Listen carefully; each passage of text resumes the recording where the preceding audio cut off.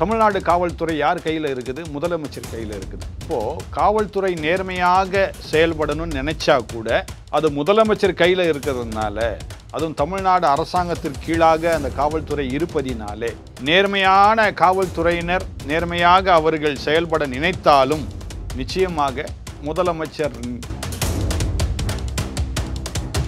இப்போது பத்திரிகையெல்லாம் சொல்லிட்டு இருக்காங்க 52 பேர் செத்தாங்க அப்படின்னு சொல்லி. திட்டமாக சொல்ல முடிய 100க்கு மேலே சாவு ஏற்பட்டு போச்சு. 52 கணக்கு தான் வந்திருக்கே தவிர 100க்கு மேலே இழப்பு ஏற்பட்டிருக்கின்றது. அது மட்டும் இல்லை, இன்னும் சிலர். ஆனால் இவனுக்கு மெத்தனால் சப்ளை பண்ணது யார்? இது பின்னாடி யார் இருக்கிறது? இவனுக்கு நிச்சயமாக அந்த சமுதாயத்தில், அந்த கிராமத்தில் இருக்கிற பஞ்சாயத்து தலைவர், நிச்சயமாக அது ஆளுங்கட்சி ஆளை தான் இருப்பார். அடுத்தது அந்த ஏரியா கவுன்சிலர்னு சொல்லுவாங்க, அதுவும் ஆளுங்கட்சி ஆட்களை தான் இருப்பாங்க. அவர்கள் தைரியம் கொடுக்காம இவ்வளவு ஈஸியாக ஒரு சாராயத்தை யாராலையும் விற்க முடியாது. ஆனால் நீங்கள் கவனித்து பார்த்தீங்கன்னா காங்கிரஸ் ஒரு வார்த்தை இது வரைக்கும் பேசவே இல்லை. காங்கிரஸ் கட்சியின் தலைவர் ஒருத்தர் கூட ஒரு வார்த்தை இதை குறித்து பேசவே இல்லை. என்ன பேசினா அவங்களுக்கு தெரியும் என்ன ஆகும். அதனால தான் அவங்களுக்கு தைரியம் இல்லை பேசுறது. திராவிட முன்னேற்ற கழகத்துக்கு வாக்கு கொடுக்கறதே தப்பு. நான் அனுப்பின ஒரு உறுப்பினரை, சட்டசபை உறுப்பினர் பேச விட மாட்டீங்களே. இப்போ நீங்க முதலாவது சபாநாயகராக இருப்பதற்கு தகுதியற்றவர். அடுத்தது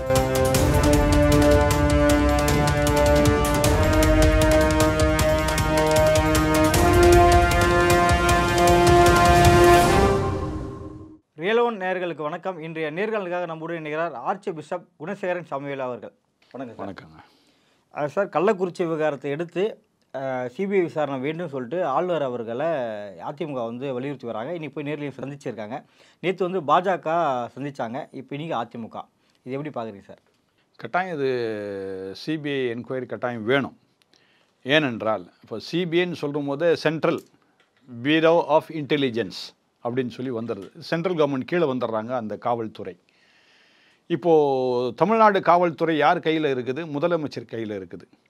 அப்போது காவல்துறை நேர்மையாக செயல்படணும்னு நினச்சா கூட அது முதலமைச்சர் கையில் இருக்கிறதுனால, அதுவும் தமிழ்நாடு அரசாங்கத்திற்கு கீழாக அந்த காவல்துறை இருப்பதினாலே, நேர்மையான காவல்துறையினர் நேர்மையாக அவர்கள் செயல்பட நினைத்தாலும் நிச்சயமாக முதலமைச்சர் உடைய கட்டுப்பாட்டில் இருக்கிற மற்ற அமைச்சர்கள் மற்றும் மற்ற அதிகாரிகள், இந்த காவல்துறை அதிகாரிகளை என்ன செய்ய மாட்டாங்க, நேர்மையாக அவங்க செயல்பட விட மாட்டாங்க. அதற்காக தான் அருமையான பிஜேபியும் எதிர்கட்சியாக இருக்கின்ற அருமையான அண்ணா திராவிட முன்னேற்ற கழகமும் இப்போது ஆளுநரை சந்தித்து சென்ட்ரல் பியூரோ ஆஃப் இன்வெஸ்டிகேஷன் சிபிஐக்கு நீங்கள் மாற்றுங்க இந்த கேஸை. ஏன்னா அவங்க மாற்றினாதான் இந்த கள்ளச்சாராயம் எப்படி அந்த இடத்துல வந்தது. இப்போது பத்திரிகையெல்லாம் சொல்லிட்டு இருக்காங்க 52 பேர் செத்தாங்க அப்படின்னு சொல்லி. நான் திட்டமாக சொல்ல முடிய 100க்கு மேலே சாவு ஏற்பட்டு போச்சு. 52 கணக்கு தான் வந்திருக்கே தவிர 100க்கு மேலே இழப்பு ஏற்பட்டிருக்கின்றது. அது மட்டும் இல்லை, இன்னும் சிலர் ஆஸ்பத்திரியில் இருக்கிறாங்க. ஒருவேளை ஆளுங்கட்சி பத்திரிகையில் நீங்கள் பார்த்தீங்கன்னா, எங்களை நல்லா கவனிச்சாங்க ஆஸ்பத்திரியில், எங்களுக்கு சுகம் ஆயிடுச்சு அப்படின்னு இப்போ அவர் சொல்லலாம், இப்போ அவர் சரியாகி போயிடலாம். ஆனால் இந்த விஷன்றது உள்ளே இருக்குல்ல. இன்றைக்கி அவர் பேட்டி கொடுப்பதற்காக இப்போ சராசரி மனுஷனை நீங்கள் மைக் எடுத்துகிட்டு ரோட்டில் போய் நின்னீங்கன்னா, எப்பா ஒரு நல்ல காரியம் சொல்லுப்பானா உடனே அவன் ஏதாவது ஒன்று சொல்லிவிடுவான். ஏன்னா அவனுக்கு உள்ள மன இயல்பு என்னென்னா, இப்போ நம்ம சேனலில் வரப்போகிறோம், ஒரு 1,00,000 பேர் நம்மளை பார்க்க போகிறாங்கன்ற எண்ணம் அவனுக்குள்ளே இருக்குன்னு ஏதாவது ஒரு பெருமையாக பேசுவான். ஆனால் அந்த விஷம் இறங்கிடுச்சு, இன்றைக்கி அவன் பிளட்டுக்குள்ளே இருக்குது. இன்னும் சில காலம் கழித்து தான் அவனுடைய நுரையீரல் எப்படி பாதிக்கப்பட்டிருக்குது, கல்லீரல் எப்படி பாதிக்கப்பட்டிருக்குன்னு சொல்லி பிறகு தான் தெரியும். இப்போ தெரியாது. அப்போ அவன் வருத்தப்படுவான். அடுத்தது இந்த மெத்தனால்ன்றது கொஞ்சம் கொஞ்சமாக என்ன செய்யும், கண் பார்வை போகும். இப்போ கண் நல்லா தான் தெரியும் அவனுக்கு. இன்னும் கொஞ்சம் நாட்கள் ஆன பிற்பாடு தான் இதோடைய பாதிப்பு என்னன்னு தெரியும். ஆகவே சிபிஐ விசாரணை என்பது கட்டாயம் தேவை. ஏன்னா மெத்தனால் இப்போ கிராமத்தில் இருக்கிற ஒருவனுக்கு எப்படி கிடைச்சது, முதல் காரியம். அடுத்தது அந்த அந்த சாராயத்தை விற்றவன் ஒரு கெமிக்கல் இன்ஜினியர். பாதியில் அவன் என்ன பண்ணியிருக்கிறான், அவன் படிப்பை நிறுத்தியிருக்கிறான். அடுத்து ஏண்டா இதை நீ செய்த அப்படின்னு கேட்டால், எனக்கு ஒரு 10 லட்சம் ரூபாய் கடன் இருக்குது, அதனால் அதை எப்படியாவது நான் சரி செய்யணும், அதுக்காக இப்படி குறுக்கு வழியில் சம்பாதிச்சு என்னுடைய கடனை நான் சரிப்படுத்தலான்னு அவன் சொல்கிறான். ஆனால் இவனுக்கு மெத்தனால் சப்ளை பண்ணது யார்? இது பின்னாடி யார் இருக்கிறது? இவனுக்கு நிச்சயமாக ஒரு அந்த அந்த சமுதாயத்தில் அந்த கிராமத்தில் இருக்கிற பஞ்சாயத்து தலைவர் நிச்சயமாக அது ஆளுங்கட்சி ஆளாக தான் இருப்பார். அடுத்தது அந்த ஏரியா கவுன்சிலர்னு சொல்லுவாங்க, அதுவும் ஆளுங்கட்சி ஆட்களை தான் இருப்பாங்க. அவர்கள் தைரியம் கொடுக்காம இவ்வளவு ஈஸியாக ஒரு சாராயத்தை யாராலையும் விற்க முடியாது. நான் இப்போ சொல்லலை, 45 வருஷத்துக்கு முன்னாடி என்னுடைய அனுபவத்தை நான் சொல்கிறேன். என் வீட்டுக்கு பின்னாடி ஒருத்தர் சாராயம் விற்றுட்டு இருந்தார். அவருக்கு அந்த ஏரியா கவுன்சிலர் ஃபுல் சப்போர்ட், அந்த ஏரியாவில் உள்ள ரவுடி சப்போர்ட். இப்படி இவங்க 2 பேர் சப்போர்ட் இருக்கும் பொழுது காவல்துறையால் என்ன செய்ய முடியாது, நடவடிக்கை எடுக்க முடியாது. நான் 45 வருஷத்துக்கு முன்னாடி கதையை சொல்கிறேன். இன்றைக்கும் அதே நிலைமை தான். காவல்துறையில் நேர்மையான அதிகாரிகள் இருக்கின்றார்கள், ஆனால் செயல்பட முடியாமல் அவர்கள் தவிக்கின்றார்கள்.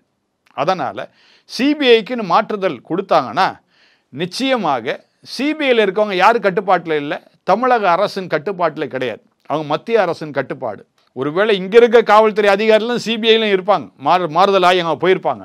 ஆனால் அங்கே போகும்போது என்ன ஆகும்னா அவங்க தன்னிச்சையாக செயல்படுவதற்கு அது அவங்களுக்கு லகுவாக இருக்கும், ஈஸியாக இருக்கும். அதனால் இவங்க தமிழக அரசு கீழாக வராதனால நிச்சயமாக சரியானபடி நடவடிக்கை எடுப்பதற்கு இது ஒரு முன் உதாரணமாக இருக்கும். ஏன் இதே திமுக எதிர்கட்சியாக இருக்கும்போது அன்னைக்கு அதிமுகவில் பல காரியங்கள் கடந்த ஆட்சியில் நடக்கும் போதெல்லாம் இதே திமுக எத்தனை முறை சிபிஐ நீங்கள் இது பண்ணணும், என்கொயரி பண்ணணும், எத்தனை தரம் மனு கொடுத்துருக்குறாங்க அப்போ இருந்த கவர்னர்கிட்ட. இப்போ இவங்க கொடுக்கும்போது மட்டும் ஏன் இந்த மாதிரிலாம் பேசணும் இல்லையா? அதனால் அருமையான பிஜேபி மாநில தலைவரும் அடுத்தது அண்ணா திராவிட முன்னேற்ற கழக கட்சியினரும் தலைவர்களும் இப்பொழுது அருமையான ஆளுநர் ரவி இடத்துல இந்த மனு கொடுத்தது நல்லது. இதன் விசேஷமாக நான் எதிர்பார்க்கிறேன். இது சிபிஐ கரங்களில்தான் இந்த விசாரணை போக வேண்டும். அப்பொழுதுதான் நன்மையான காரியம் நம் தமிழகத்துக்கு நடைபெறும். இப்போ இந்த விவகாரம் தமிழ்நாட்டில் மட்டும் இல்லை, டெல்லியிலையும் வெடிச்சிருக்கு. ஏன்னா ஜேபி நட்டா அவர்கள் மல்லிகார்ஜுனருக்கு ஒரு கடிதமே எழுதியிருக்காரு இது குறித்து. ஸோ இந்த தமிழ்நாட்டில் நடந்தது டெல்லி வரைக்கும் பரவி இருக்கு. இது எப்படி பார்க்குறீங்க? நிச்சயம் ஆகுங்க. அதாவது சாவு கொஞ்சம் இல்லை, அதான் நான் சொல்கிறேன். மத்திய அரசின் தாக்கம் தமிழக அரசே நெருக்கும் இல்லை, அதை தான் நான் சொல்ல வரேங்க. அதாவது ஏற்கனவே சிலர் விமர்சனங்கள் கொடுத்தாங்க தேர்தலுக்கு முன்பதாக. அடிக்கடி பிரதமர் இங்கே தமிழகத்துக்கு வந்துட்டு போகிறார், தமிழகத்துக்கு வந்துட்டு போகிறாருன்னு சொன்னாங்க. அழகாக பிரதமருடைய சரித்திரத்தை நீங்கள் எடுத்து பார்த்தீங்கன்னா அவர் குஜராத்தில் முதலமைச்சராக இருக்கும் பொழுதே தமிழகத்துக்கு வந்துட்டு போயிருக்கிறார் பல முறை. அப்போ பிரதமராக இருக்கும்போது வராமல் எப்படி இருப்பார்? அடுத்தது தமிழக மக்கள் மீது ஒரு அன்பும் பாசம் உள்ளவர் அருமையான பிரதமர் மோடி அவர்கள். ஒன்றுமே இல்லை, கடந்த சில நாட்களுக்கு முன்பதாக கூட 2 வந்தே பாரத் எக்மோர்லேருந்து போகுது. ஒன்று மதுரை டு பெங்களூர், இன்னொன்று எக்மோர் டு நாகர்கோயில். வந்தே பாரத் கொடுக்கணும்னு ஆசைப்படுறாரு. அடுத்தது பார்த்தீங்கன்னா சென்னையில் ஓடுது இல்லையா சராசரி ட்ரெயின், இந்த Egmore to Madras beach to Chengalpattu train, அதுலேயும் ஏசி கம்பார்ட்மெண்ட் கொண்டு வர போகிறாங்க, ஏசி ட்ரெயினாக மாற்ற போகிறாங்க. இதெல்லாம் சென்ட்ரல் கவர்மெண்ட் கீழே இருக்கிற மத்திய அரசாங்கத்துக்கு கீழே இருக்கிற காரியங்கள். இவைகள் எல்லாம் ஒப்புதல் யார் தர முடியும்? மத்திய அரசு தான் தர முடியும். அப்போ மத்திய அரசு தமிழ்நாட்டின் மக்கள் மீது வைத்திருக்கின்ற அன்பும் பாசம் தான் இது வெளிக்கொண்டு வருகின்றது. அதனால தான் அருமையான ஜேபி நட்டா அவர்கள் பாரதிய ஜனதா கட்சியினுடைய தலைவராக, தேசிய தலைவராக இருக்கின்ற அவர் அழகாக கடிதம் எழுதுகிறாரு. பாரு, இந்த மாதிரி ஒரு பிரச்சனை ஏற்படுது. ஆனால் நீங்கள் கவனித்து பார்த்தீங்கன்னா காங்கிரஸ் ஒரு வார்த்தை இது வரைக்கும் பேசவே இல்லை. காங்கிரஸ் கட்சியின் தலைவர் ஒருத்தர் கூட ஒரு வார்த்தை இதை குறித்து பேசவே இல்லை. என்ன பேசுனா அவங்களுக்கு தெரியும் என்ன ஆகும்னு. அதனால தான் அவங்களுக்கு தைரியம் இல்லை பேசுறதுக்கு, சரிங்களா? ஆனால் பிஜேபி எப்பொழுதும் தமிழக மக்கள் மீது அக்கறை கொண்டுள்ளவர்களாக இருக்கின்றார்கள் என்பது இது ஒரு நல்ல ஒரு நிரூபணமாக இருக்கின்றது. பாஜகவும் சரி அதிமுகவும் சரி 2 பேரும் ஆளுநர் சந்தித்து முறையிட்டு இருக்காங்க. இந்த முறையீடு திமுக அரசுக்கு ஒரு தலைவலி ஏற்படுத்தாதாங்க. அதாவது முறையிடாமலே மக்கள் இப்போ புரிஞ்சுக்கிட்டாங்க. முறையிட்டால் தான் இல்லை, முறையிடாமலே மக்கள் புரிஞ்சுக்கிட்டாங்க. என்ன புரிஞ்சுக்கிட்டாங்கன்னா திமுக அரசாங்கம் மிக தவறான காரியத்தை செயல்பட்டு கொண்டு இருக்கின்றது. இதில் ஒரு பெரிய ஒரு தவறு இந்த தமிழக அரசு செய்கின்ற ஒரு காரியம் என்னென்னா, உடனே அந்த காவல்துறை அதிகாரிகளை சஸ்பெண்ட் பண்ணுறாங்க, மாறுதல் அனுப்புகிறாங்க. அடுத்தது காத்திருப்பு பட்டியலில் கொண்டு போய் அவங்கள போடுறாங்க. நான் என்ன கேட்குறேன், அந்த காவல்துறை அதிகாரி ஒவ்வொருத்தரும் நல்லவங்க தான். எல்லா காவல்துறை அதிகாரிகளும் சட்டத்தை பின்பற்ற வேண்டும் என்று சொல்லி தான் இந்த காவல்துறையிலே இணைகின்றார்கள், சேருகின்றார்கள், பணியாற்றுகின்றார்கள். ஆனால் இவர்கள் சட்டத்தின்படி செயல்படாத செயலுக்கு காரணம் யாருன்னா தமிழக அரசு தான். அதை விட்டுவிட்டு இவங்க என்ன செய்திருக்கணும், அவங்கள டிரான்ஸ்ஃபர்லாம் பண்ணாதபடிக்கு, காத்திருப்பு பட்டியலாம் போடாதபடிக்கு காவல்துறைக்கு முழு அதிகாரத்தை கொடுத்து நீங்கள் செயல்படுங்க, நாங்கள் தடையாக இருக்க மாட்டோம் அப்படின்னு சொன்னாங்கன்னா நிச்சயமாக சொல்கிறேன், சட்டம் ஒழுங்கு நன்றாக இருக்கும் தமிழகத்தில். இன்றைக்கி சட்டம் ஒழுங்கு கெட்டு போச்சு, ஒன்றுமே இல்லை. உதாரணத்துக்கு நான் சொல்கிறேங்க, இப்போ தினமும் பார்த்தீங்கன்னா நீங்கள் நல்லா கவனிங்க, 1ஆம் தேதியிலேருந்து 5ஆம் தேதி வரைக்கும் பார்த்தீங்கன்னா எல்லா டிராஃபிக் சிக்னல்லையும் டிராஃபிக்கெல்லாம் விட்டுருவாங்க. யார் யார் ஹெல்மெட்டு போடல, யார் யார் வேகமாக வண்டி ஓட்டுறா, இவங்கள தான் போலீஸ் என்ன பண்ணுவாங்க, மடக்குவாங்க, காவல்துறை மடக்குவாங்க. நீங்கள் பார்த்துருக்கலாம் டிராஃபிக். அது ஒரு தவறு தானே சார்? இருங்க அடுத்த நான் வரேன். அதே மாதிரி 20ஆம் தேதியிலேருந்து 30ஆம் தேதிக்குள்ளே இந்த மாதிரி செய்வாங்க. ஏன் செய்கிறாங்கன்னா அவங்களுக்கு இத்தனை கேஸ் பிடிக்கணும் அப்படின்னு அவங்களுக்கு கொடுக்கப்பட்டிருக்கு. ஒரு ஸ்டேஷனில் ஒரு டிராஃபிக் இன்ஸ்பெக்டர் கீழே இத்தனை கேஸ் பிடிக்கணும், ரைட். நீங்கள் ஃபைன் போடுறீங்க, என்ன அந்த ஃபைன் யாருக்கு போகுது, தமிழக அரசுக்கு போகுது. அப்போ தமிழக அரசுக்கு அந்த ஃபைன், அந்த நம்முடைய பணம்லாம் அங்கே போகும்போது எவ்வளவு ஃபைன் கிடைச்சிது இந்த மாதம் என்னைக்கா தமிழக அரசு வெளியிட்டிருக்கா? அதான் திராவிட முன்னேற்ற கழக அரசு வெளியிட்டிருக்கா? இல்லை அண்ணா திராவிட முன்னேற்ற கழக அரசு வெளியிட்டிருக்கா? இல்லை. இந்த பணம் எங்கே தான் வரணும், திருப்பி தமிழக அரசு கஜனாக்கு தான் போகுது. என்ன போயிட்டு அது திரும்ப யாருக்கு தான் செலவு பண்ணணும், மக்களுக்கு தான் அதை செலவு பண்ணணும். ஆனால் எனக்கு நன்றாக தெரியும் சில அமைச்சர்களுக்கு இந்த பணம் போகுது. சரிங்களா? சில அமைச்சர்னா எந்த அமைச்சர்? போக்குவரத்து துறைன்னு இருக்காங்க இல்லையா அமைச்சர், காவல்துறை அமைச்சர்னு இருக்காங்களே, அவங்களுக்கு பங்கு போதுங்க. இது மக்களுடைய பணம் இப்படியெல்லாம் போயிட்டு இருக்குது. இதை நேரடியாக மக்கள்கிட்ட நீங்கள் ஃபைன் போடுறீங்க, எவ்வளோ வந்துச்சுன்னு சொல்லுங்கள், அந்த பணத்தை வச்சு நீங்கள் என்ன பண்ணீங்க மக்களுக்கு? அடுத்தது அந்த பணம் எங்கே போச்சு? மக்களுடைய ஃபைன் பணம். மக்கள் தவறு செய்தாங்க, நீங்கள் ஃபைன் போட்டீங்க, நான் உங்களை தவறாக சொல்லலை, நீங்கள் சரியானபடி செய்தீங்க, காவல்துறையும் சரியானபடி செயல்பட்டது. இந்த பணம் அரசாங்கத்துக்கு போகுது, அரசாங்கத்திலிருந்து அந்த பணம் எதுக்கு செலவிடப்படுகின்றது, அந்த கணக்கு கட்டாயம் மக்கள்கிட்ட காட்டணும். அப்படி காட்டினாங்கன்னா ஃபைன் கட்டுறதை படி தப்பு கிடையாதுங்க. இப்போ இந்த கள்ளக்குறிச்சி விவகாரத்தை ஏன் திமுக அரசு சிபிஐக்கு மாற்ற தயங்குது? இப்போது சிபிஐக்கு ஏன் மாற்றக்கூடாதுன்னு திமுக அரசு நினைக்குதுன்னா அவங்களுக்கு நன்றாக தெரியும். இப்போது திமுகவுடைய உதவினால தான் அந்த சாராயம் அங்கே விற்கப்பட்டிருக்கின்றது. அடுத்தது, இப்போ திமுக அரசு இந்த தேர்தல், தங்களுடைய சட்டமன்ற தேர்தல் வருவதற்கு முன்பதாக அவன் சொன்ன ஒரு வாக்கு உறுதி என்னென்னா, நாங்கள் வந்துட்டோம் படிப்படியாக டாஸ்மாக் கடைகளை மூடி விடுவோம் அப்படின்னு சொன்னாங்க. சரிங்களா? இதுக்கு மீறி இப்போ டாஸ்மாக் கடைகள் இருக்கின்றது. ஆனால் டாஸ்மாக் கடைகளையும் மீறி இப்போது சாராயம் விற்கப்படுகின்றது என்றால், இப்போ டாஸ்மாகில் விற்கிற அந்த பொருள் சரியில்லையா, அந்த மதுகள் சரியில்லைன்னு அர்த்தம். இப்போ அதுலேயும் என்ன இருக்குது, ஏதோ கள்ளத்தனம் இருக்குது. டாஸ்மாக் கடையில் இருக்கிற அந்த மதுக்களில் இருக்க வேண்டிய அந்த போதை இல்லாதனால்தான் இந்த சராசரி மனுஷன் என்ன பண்ணுறான், சாராயம் கிடைக்கக்கூடிய இடத்துக்கு போய் அவன் குடிக்கணும்னு நினைக்கிறான். அப்போ சாராயம் விற்கிறவன் என்ன நினைக்கிறான், இவனுக்கு இந்த மக்களுக்கு போதையை ஏற்றுறதுக்காக மெத்தனால கலக்கிட்டான் அதில். சரியா? அவனுக்கு பணம் ஈட்டணும், அதான் அவனுடைய எண்ணம், பணத்தை சம்பாதிக்கணும். அப்போ இதுக்கு உறுதுணையாக இருக்கிறது யாருன்னா மறுபடியும் திராவிட முன்னேற்ற கழகத்தினர். இந்த அரசாங்கம் அவனுக்கு உறுதுணையாக இருப்பதனால்தான் தைரியமாக அவன் விற்கிறான். ஏங்க, நீங்கள் டாஸ்மாக் கடை வச்சுருக்கிறீங்க, எப்படி உங்கள் கடை பக்கத்தில் நான் வைக்க முடியும் ஒரு கடையை? அப்போ என் பக்கத்தில் யாரோ ஒரு துணை நின்று என்னை ஊக்குவித்து நீங்கள் செய்யுங்க, நான் பார்த்துக்கிறேன், வரதை நான் பார்க்குறேன்னு சொன்னால்தான் எனக்கு தைரியம் வரும். அல்லது எப்படி உங்களை எதிர்த்து நான் செய்ய முடியும்? ஒரு அரசாங்கத்தையே எதிர்த்து ஒருத்தன் செயல்படுறான்னா அப்போ அவன் பின்புலத்தில் யார் இருக்கிறா?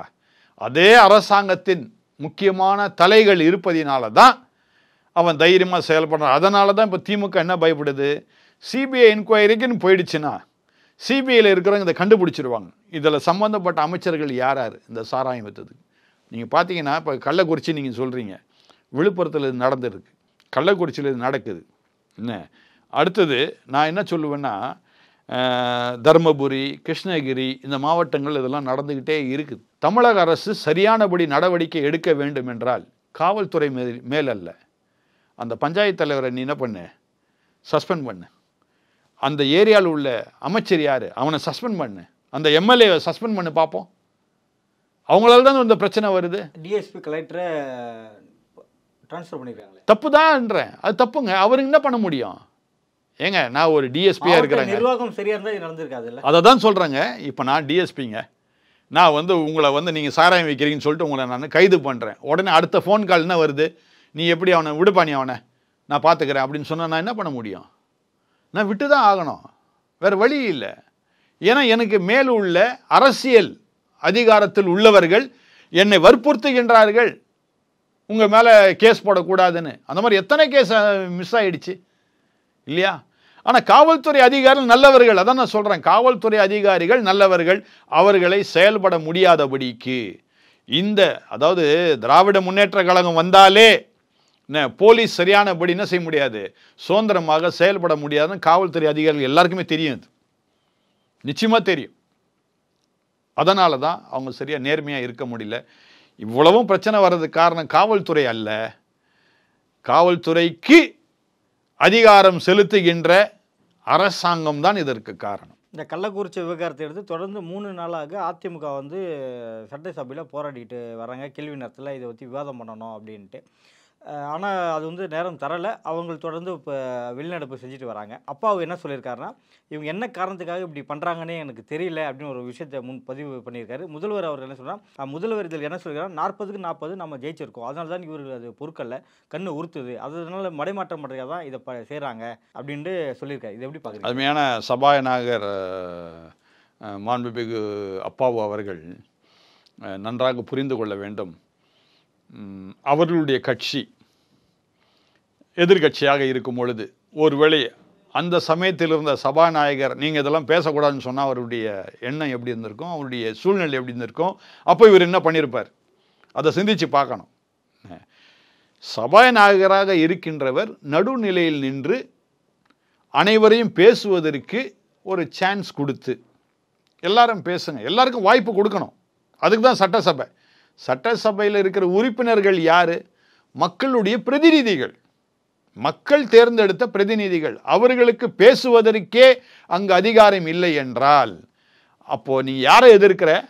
சட்டசபை உறுப்பினரை எதிர்க்கல, மக்களை நீங்க எதிர்க்கிறீங்க. விளங்குதா?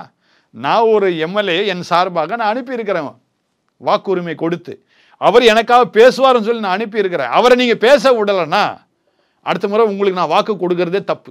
அப்போ இந்த திராவிட முன்னேற்ற கழகத்துக்கு வாக்கு கொடுக்கறதே தப்பு.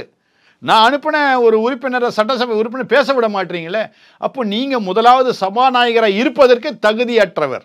அடுத்து ஒரு கேள்வி நீங்க சொன்னீங்க, 40-40 வந்ததுனால தான் பொறாமையினால பேசுறாங்க முதலமைச்சர் சொல்றாருன்னு. ஏன் போன தடவை 39 நீங்க இருந்தீங்கல்ல, என்ன சரிங்களா? அப்போ 39 இருக்கும்போது நாங்கள் யாரா பொறாமப்பட்டோமா? இல்லை அதிமுக பொறாமப்பட்டுச்சா? இல்லை பிஜேபி பொறாமப்பட்டுச்சா? இல்லவே இல்லையே. இப்போ ஒன்றும் பெருசாக ஒன்று நீங்கள் சாதிக்கலை. 39 நீங்கள் இருக்கும்போது அப்போ எடுத்த வாக்குகள் என்னன்னு சொல்லி திரும்பி பாருங்கள். இப்போ 40 நீங்கள் எடுத்துருக்கிறீங்க, இப்போ எடுத்துகிற வாக்குகள் என்னன்னு கொஞ்சம் பர்சன்டேஜில் நீங்கள் வந்திருக்கிறீங்க. போன தடவை இருந்த அந்த வாக்குகள் இந்த தடவை இல்லை. நல்லா எடுத்து பாருங்கள். போன தடவை 39 நீங்கள் ஜெயிச்சிங்க இல்லையா, அப்போ கிடைத்த வாக்குகள் இப்போ 40 கிடைச்சப்போ அந்த வாக்குகள் இல்லை. அதுலேயே இது உங்களுக்கு தோல்வி தான். இதில் என்ன பொறாமப்பட வேண்டியது இருக்குது? இப்போ நீங்கள் 40 ஜெயிச்சு இன்னத்தை சாதிக்க போகிறீங்க பாராளுமன்றத்தில்? இங்கே நீங்கள் பேச விட மாட்டீங்க. என்ன ஒரு எதிர்கட்சி தலைவர் எதிர்கட்சி உறுப்பினர்கள் ஒரு கள்ளச்சாராயம் நடந்து போச்சு, கள்ளச்சாராயத்தில் இத்தனை பேர் செத்து போயிட்டாங்கன்னு சொல்லி எதிர்ப்பு தெரிவிக்கும் பொழுது அப்போ நீங்கள் என்ன சொல்லணும்? சபாநாயகராக இருந்து என்ன சொல்லணும்? சரிங்க, நீங்கள் சொல்கிறத சொல்லுங்கள், நாங்கள் என்ன செய்கிறோம், அதுக்குரிய தகுதி அதற்குரிய நடவடிக்கை நாங்கள் எடுக்கிறோம் அப்படின்னு சொல்லி நீங்கள் ஏற்றுக்கொண்டால் நல்லது. அதை விட்டுட்டு அவங்க வெளிநடப்பு செய்கிறாங்கன்றதுக்காக நீங்கள் சஸ்பெண்ட் பண்ணால் என்ன அர்த்தம்? உங்களுக்கு என்ன இல்லை, அவங்கள எதிர்க்க தைரியம் இல்லை. அடுத்தது அவங்க முன்னாடி நின்று பேசுவதற்கு உங்களுக்கு என்ன இல்லை, தைரியம் இல்லை. அதான் அர்த்தம். அவங்கள பேச விட்டு நீங்கள் பேசுங்களேன், திரும்பி பதில் கொடுங்க. பதில் கொடுக்க உங்களுக்கு தைரியம் இல்லை, அதனால் அவங்கள வெளிநடப்பு செய்யும்போது சஸ்பெண்ட் பண்ணி விட்டா அவங்க ஒரேடியாக வராமல் வந்துடுவாங்க சட்டசபைக்கு. நீங்கள் என்ன வேணால் பேசிக்கலாம். நீங்கள் தனியாக பேசி என்னங்க புண்ணியம்? எதிர்கட்சியை பேச விடணும். இப்போ நீங்கள் 40 பேர் போயிருக்கீங்கல்ல, உங்கள் 40 பேரை பேச விடாமல் உங்களை சஸ்பெண்ட் பண்ணிட்டா நீங்கள் என்ன பண்ணுவீங்க? அப்போது உடனே தமிழக மக்கள்கிட்ட நாங்கள் பேச விடலைங்க, சஸ்பெண்ட் பண்ணிட்டாங்க, உங்களுக்காக தான் நாங்கள் பேச போனோம். ராகுல் காந்தியை சஸ்பெண்ட் பண்ணும்போது எல்லாரும் பேசினாங்க இல்லையா? அதை தான் நான் சொல்கிறேன். ஒரு நபரை சஸ்பெண்ட் பண்ண உடனே இன்னும் தமிழகத்துக்கும் ராகுல் காந்திக்கும் சம்மந்தமே கிடையாது. ராகுல் காந்தி என்ன பண்ணியிருக்காரு தமிழகத்துக்குன்னு? ₹1 கொடுத்துருப்பாரா முதல்ல? இல்லை பணம் இல்லையா அவர்கிட்ட? காங்கிரஸில் பணம் இல்லையா? அவரை சஸ்பெண்ட் பண்ண உடனே என்னென்ன பேசுகிறாங்க தமிழகத்தில். இப்போது இந்த எதிர்கட்சி உறுப்பினர் எல்லாம் நீங்கள் சஸ்பெண்ட் பண்ணுறீங்களே, என்ன நீங்கள் நினைக்கலாம் இதெல்லாம் மக்கள் வந்து சும்மா வேடிக்கை பார்த்துட்டு இருக்கிறாங்கன்னு. உங்களுக்கு தாங்க இதெல்லாம் பிரச்சனை. ஒரு நல்ல ஆலோசனையாக சொல்கிறேன், மக்களுக்கு என்ன வேணுமோ அதை செய்யுங்க. அப்போ தான் 26 நீங்கள் எட்டி பிடிக்க முடியும்.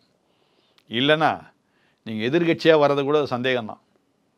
எதிர்கட்சியாக வரதே சந்தேகம். 26 நிச்சயமாக பிஜேபி வரப்போகுது, நீங்கள் பார்க்க தான் போகிறீங்க.